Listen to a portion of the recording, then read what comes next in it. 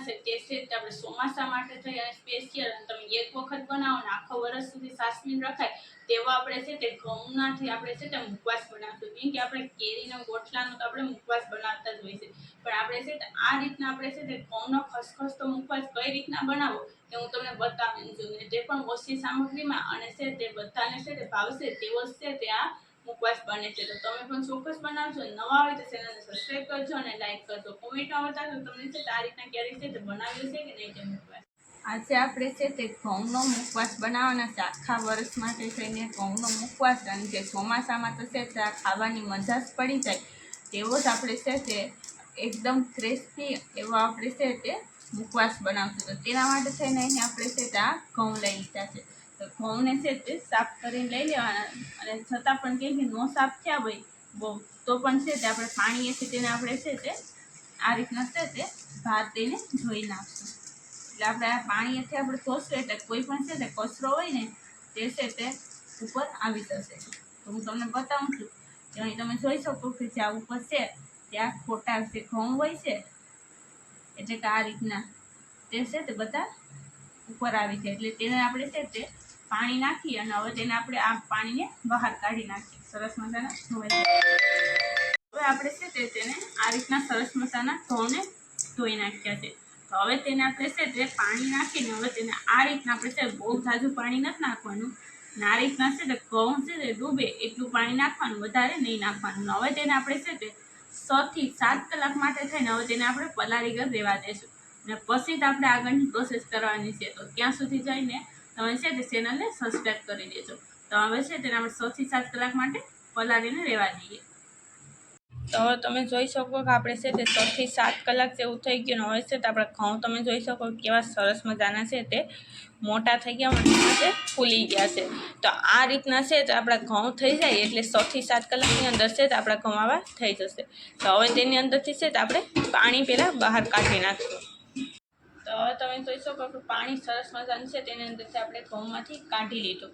તો હવે તેની અંદર છે તે આપણે સ્વાદ મુજબ મીઠું નાખવાનું, એટલે આપણે 1/2 ચમચી જેટલું જ મીઠું નાખવું. સાચું આખરી નથી નાખવાનું, કેમ કે તેની અંદર બીજા પણ આપણે મસાલો નાખવાનો છે, તે આખરી નથી નાખવાનું, પછી નાખશું. તો તેની સાથે અહીં છે તે આપણે હળદર એક નાખશું. હળદર પણ આપણે છે તે 1 ચમચી જેટલી નાખવાની, સાજી હળદર નહીં નાખવાની. હવે છે તે બંને વસ્તુને છે તે સરસ મજાનું ઘઉં સાથે મિક્સ કરી લેવાની. આ રીતે સરસ મજાનું ઘઉં સાથે છે તે નમક અને હળદર મિક્સ થઈ જાય એટલે હવે તેને છે તે ફરી પાછું છે તેની અંદર પાણી નાખશું. આ રીતના જેટલું છે તે ઘઉં છે તે ડૂબે એટલું જ પાણી નાખવાનું, સાચું પાણી નહીં નાખવાનું. તો આ રીતના છે તે પાણી નાખી દીધું. તો હવે છે તેને આપણે છે તે હજી પાછી 2 કલાક માટે થઈ અને આપણે રહેવા દઈશું. એટલે ટોટલ આપણે છે તે 8 કલાક છે તેને આપણે ઘઉંને પલાળી રાખવાના. એટલે 2 કલાક આપણે રહેવા દઈએ એટલે છે તો હળદર અને મીઠું છે તે ઘઉંમાં સડી જાય. તો હવે તેને છે તે આપણે 2 કલાક રહેવા દઈશું. તો હવે તમે જોઈ શકો કે આપણે 2 કલાક થઈ ગઈ આપણે ઘઉંને આપણે પલાળ્યા હતા તેની હળદર અને મીઠું નાખીને. તો હવે તેને આપણે છે તે એક પેલાની અંદર આપણે સૂકવી દઈશું. આ રીતના આપણે કોટનનું કે કોઈ પણ પ્રકારનું એક કપડું લેવાનું. હવે તેની અંદર આપણે છે તે ઘઉંને છે તે આ રીતના કરી અને સૂકવી દઈએ. અને આને આપણે છે તે તડકે સૂકવવાના ન હોય એવું કંઈ નહીં કે તડકો હોય તો જ આપણે સૂકવી શકીએ ને તો જ આપણો આ મુખવાસ થાય. પણ આ મુખવાસ છે તમે છે તે પંખા નીચે સૂકવીને પણ બનાવી શકો, અને પંખા નીચે ન સૂકવો ને એમને એમ સૂકવો છો તો પણ તો છે તે સુકાય થોડીક વધારે વાર લાગે, પણ સુકાઈ જાય એટલે છે તે બની જાય આપણો મુખવાસ. લાઇટ ન હોય તો એ આપણે બનાવવો હોય ને તો આ રીતના તમે જોઈ શકો કે આપણે છે તેને સૂકવી દીધા આ રીતે. હવે તેને આપણે છે તે ઓછામાં ઓછું આપણે છે તે 15 થી 20 મિનિટ પંખા નીચે આપણે સૂકવી કર રહેવા દઈશું, એટલે સરસ મજાના સુકાઈ જશે. પછી આપણે આગળની પ્રોસેસ કરવાની છે. તો હવે તમે જોઈ શકો કે આપણા છે તે ઘઉં સરસ મજાના સુકાઈ ગયા. તો હવે તેને આપણે તેલમાં તળી નાખશું. તો હવે તમે જોઈ શકો કે આપણે ઘઉં છે તે એક વેલામાં ભરી લીધા છે. તો હવે તેને આપણે તેલમાં તરવાના છે, તો તળી લઈએ. તો તરવા માટે થઈને તેલ ગરમ થવા મૂકી દીધું હતું. તે તેલ છે તે ગરમ થઈ ગયું. તો તેની અંદર અહીં આપણે છે તો હવે આ ઘઉં નાખી દઈશું. કેમ કે આપણે પાણીવાળા કરીને આપણે શીખવાતા એટલે છે ને તેની અંદરથી બબલ્સ તો થશે. એટલે છે તે બબલ્સ થાય એટલે છે તો સમજી જવાનું કે પાણી છે તે તેમાંથી ઓલું થાય છે. તે છે તે જેમ છે તે ઉપર આવતા જશે ને એમ છે તે આપણા છે તે ઘઉં છે તે સરસ મજાના એકદમ ક્રિસ્પી થશે. તો આ સમયે આપણે છે તે ગેસને હવે સ્લો કરી દઈશું, એટલે છે તે એકદમ છે તે અંદરથી પણ છે તે સોફ્ટ અને ઉપરથી ક્રિસ્પી એવા આપણા તૈયાર થઈ જાય ઘઉંનો મુખવાસ. તો તેના માટે થઈને અહીં આપણે છે તેને આ રીતના આપણે તરવાના ધીમે તેપે, એટલે છે કેમ કે આ મુખવાસ છે તે ફોરો થઈ જાય. કેમ ઘઉં હોય છે એટલે પાણીવાળા હોય એટલે છે તે વજનવાળા હોય, પણ છે તે તેને આપણે છે તે આ રીતના આપણે તરશું ધીમા ગેસે, એટલે છે તે એકદમ છે તે ફોરા થઈ જશે ઘઉં, એટલે વજનવાળા નહીં રહે. આ રીતના છે તેને આપણે તરી લેવાના, અને તરાઈ જાય એટલે છે તે ગોલ્ડન કલર વધારે થઈ જાય, એટલે છે સમજી લેવાનું કે આપણા ઘઉં છે તે સરસ મજાના તરાઈ ગયા અને આપણો મુખવાસ રેડી થઈ જાય. પછી તેની અંદર આપણે કઈ કઈ વસ્તુ નાખવી તે હું તમને આગળ બતાવીશ.